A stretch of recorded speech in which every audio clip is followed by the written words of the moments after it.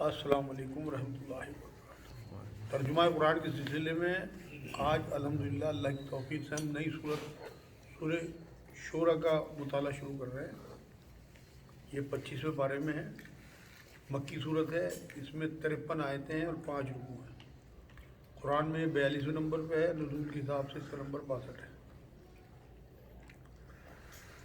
الحمدللہ رب العالمین والصلاۃ والسلام علی رسول الکریم وعلی آلہ وصحبہ اجمعین، اما بعد۔ اعوذ باللہ من الشیطان الرجیم، بسم اللہ الرحمن الرحیم۔ رب اشرح لی صدری ویسر لی امری واحلل عقدۃ من لسانی یفقہوا قولی۔ سبحان ربک رب العزۃ عما یصفون وسلام علی المرسلین والحمدللہ رب العالمین۔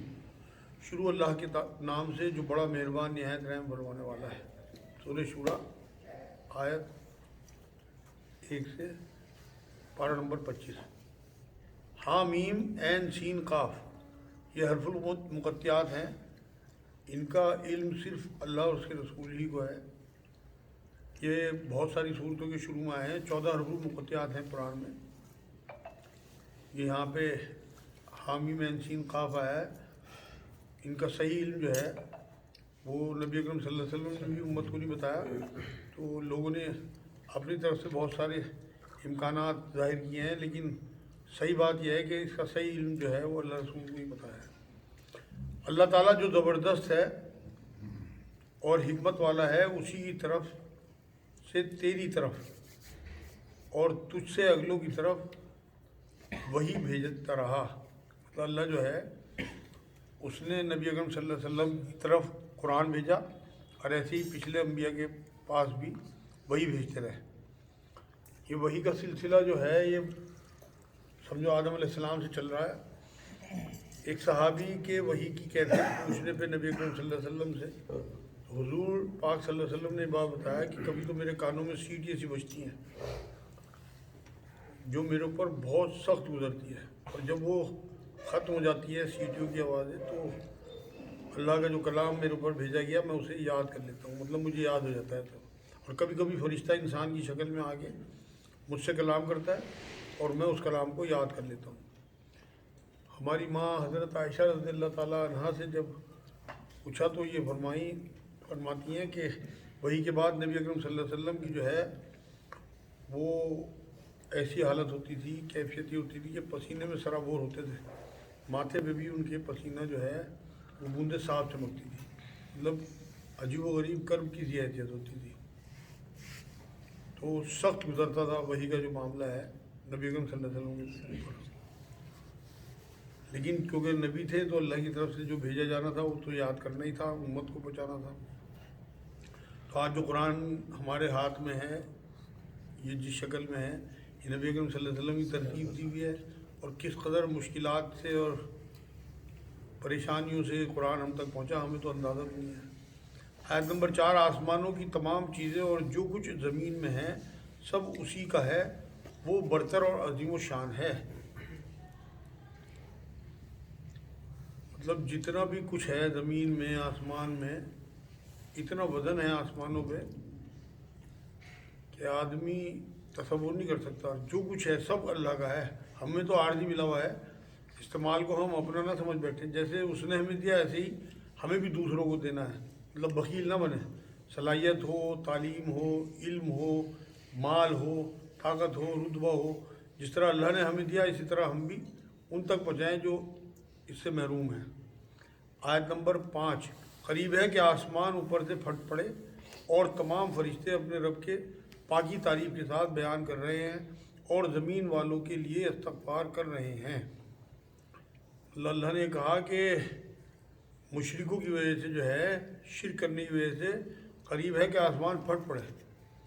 ان کے اوپر آسمانوں پہ اتنا بوجھ، اتنا وزن ہے کہ آپ تصور نہیں کر سکتے۔ فرشتے اتنے ہیں، حدیث پاک میں آتا ہے کہ آسمانوں پہ چپے چپے فرشتے ہیں۔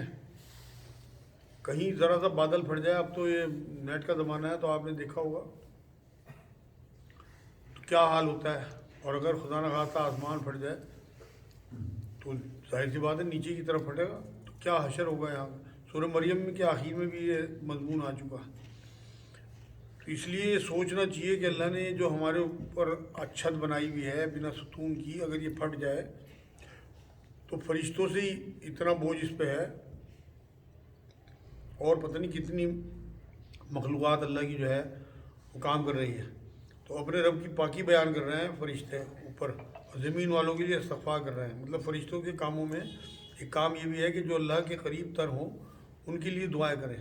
سورہ مومن میں 7 اور 9 آیت، 7 سے 9 نمبر آیت میں گزر چکا کہ عرش والے فرشتے جو ہیں وہ مومنین کے لیے دعا کرتے ہیں، مغفرت مانگتے ہیں، اس لیے آسمان نہیں پھٹتا، ورنہ شرک والوں کی وجہ سے تو آسمان اب تک پھٹ چکا ہوتا۔ یہاں اللہ نے کہا کہ زمین والوں کے لیے استغفار کر رہے ہیں۔ خوب سمجھ رکھو کہ اللہ تعالیٰ ہی معاف فرمانے والا، رحمت والا ہے۔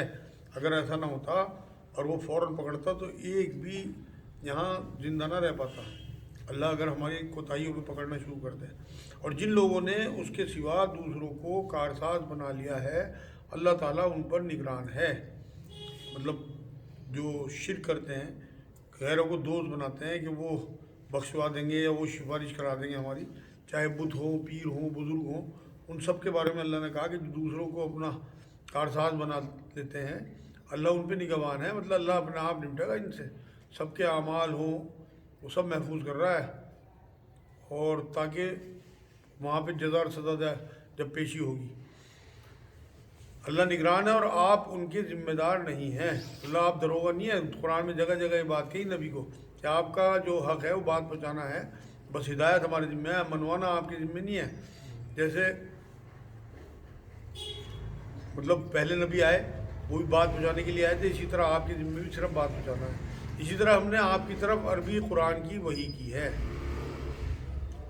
جیسے اور انبیاء کو ان کی زبان میں کلام بھیجا اللہ نے، ایسے ہی آپ کو، کیونکہ آپ جس خطے میں رہتے ہیں وہاں عربی بولی جاتی ہے، تو عربی زبان میں آپ کو کلام دیا، کیونکہ ان کی زبان عربی تھی جو وہاں رہ رہے تھے لوگ، اور قرآن کی زبان بھی عربی ہے، تو ہر نبی کو اس علاقے کی زبان میں ہی کلام دیا گیا۔ یہ ہے قرآن کے عربی میں نزول ہونے کا اصل مقصد ہے۔ نبی اکرم صلی اللہ علیہ وسلم عربی میں قرآن کیوں دیا؟ تاکہ آپ مکہ والوں کو اور اس کے آس پاس کے لوگوں کو خبردار کر دیں۔ مطلب سب سے بڑی بستیوں کی ماں جو ہے ام القریٰ کہلاتی ہے، جو مکے کی زمین ہے، مرکزی بستی ام القریٰ۔ وقت جو ہے اس ٹائم 14 سال پہلے جو ہے اللہ نے اسے ام القریٰ کہا تھا۔ آج ثابت ہو گئی کہ پوری دنیا کی ام القریٰ جو ہے مکہ ہی ہے۔ تمام دنیا کے لوگوں کو جو ہے وہ اندازہ ہو گیا کہ سینٹر جو ہے نا وہ مکہ ہے، چیک ہو چکا ہے، یہ ثابت ہو چکا۔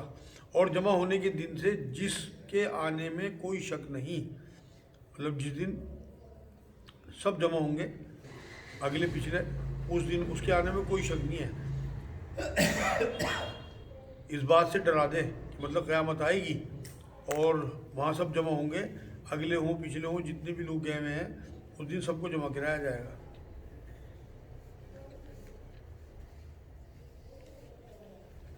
یہاں یہ کہا کہ آپ ڈرا دیں سب لوگوں کو، ایک گروہ جنت میں ہوگا اور ایک گروہ جہنم میں ہوگا۔ اس بات کا تمام لوگوں تک یہ بات پہنچا دیں کہ تیسرا کوئی گروہ نہیں ہوگا، 2 ہی گروہ ہوں گے، تو تمام دنیا کے لوگوں کو ڈرایا جائے۔ اب ختم نبوت کے بعد یہ بات پہنچانے کی ذمہ داری ہماری ہے، کیونکہ آخری خطبے میں نبی اکرم صلی اللہ علیہ وسلم یہ ذمہ داری ہمارے اوپر ڈال دی گئے۔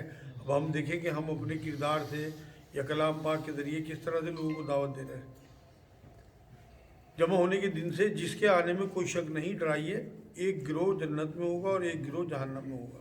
اگر اللہ تعالیٰ چاہتا تو ان سب کو ایک ہی امت کا بنا دیتا۔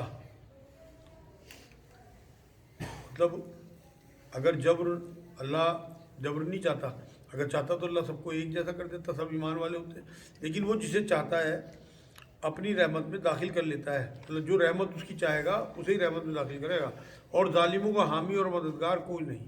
جیسے آج ہم اپنے دیکھیں کہ امریکہ میں اگر ہم چلے جائیں وہاں پہ اور وہاں کوئی ہمارا جاننے والا نہ ہو، نہ ہمارے پاس مال ہو، تو وہاں نہ کوئی لینے آئے ہمیں، تو کیا ہوگا ہم اس زمین پہ اترنے کے بعد؟ بالکل اسی طرح سے نئی جگہ ہوگی ہمارے لیے آخرت، کہ وہاں اللہ نے کہا کہ ظالموں کا حامی اور مددگار کوئی نہیں ہوگا، نہ وہ کوئی لینے آئے گا، نہ کسی قسم کی کوئی کرنسی آپ کے پاس ہوگی۔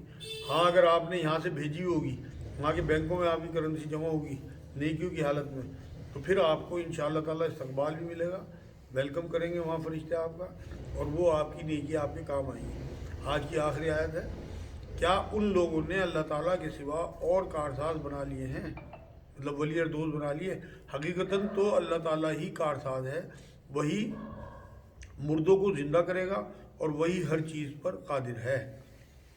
مطلب اے کم عقلو، اللہ کو پکڑو، اسی کو ولی مانو۔